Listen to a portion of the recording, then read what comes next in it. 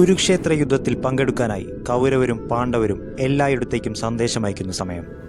ഇതിന്റെ ഭാഗമായി ഉഡുപ്പി രാജാവിനും സന്ദേശം ലഭിക്കുകയുണ്ടായി.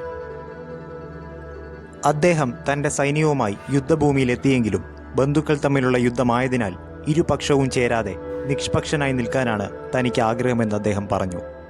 ശ്രീകൃഷ്ണനോടായി അദ്ദേഹം പറഞ്ഞു, ഇരുഭാഗത്തുമുള്ള ഈ മഹാസൈന്യത്തിന് ഭക്ഷണം പാകം ചെയ്തുകൊണ്ട് താനും തന്റെ സൈന്യവും ഈ യുദ്ധത്തിന്റെ ഭാഗമാകുന്നതാണ്.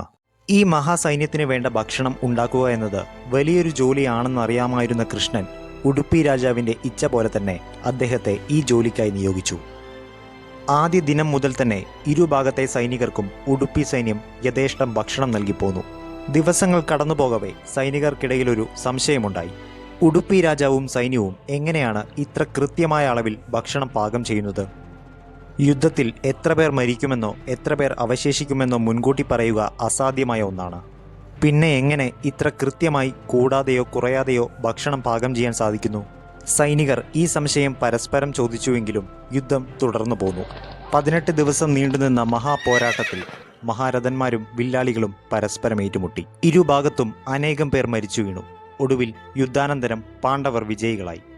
സ്വാഭാവികമായും കുരുക്ഷേത്രത്തിൽ അവശേഷിച്ചവർ ഈ ചോദ്യം വീണ്ടും ഉയർത്തി. ഈ സംശയം സൈനികർ ഉഡുപ്പി രാജാവിനോടായി ചോദിച്ചു.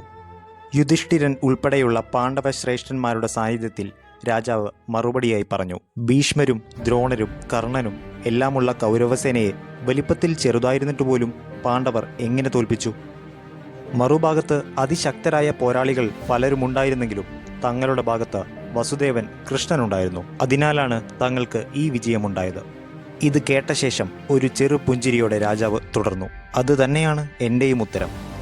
എല്ലാവരും അത്ഭുതത്തോടെ പരസ്പരം നോക്കി. രാജാവ് തുടർന്നു, എല്ലാ ദിവസവും തലേന്ന് രാത്രി ശ്രീകൃഷ്ണന് നിലക്കടല കഴിക്കാൻ കൊടുക്കുമായിരുന്നു. അദ്ദേഹം എത്ര നിലക്കടല കഴിക്കുന്നുവോ അത്രയും 1000 സൈനികരെ കുറച്ചുകൊണ്ട് ബാക്കിയുള്ള സൈനികർക്ക് വേണ്ടിയാണ് ഭക്ഷണം പാകം ചെയ്തുകൊണ്ടിരുന്നത്.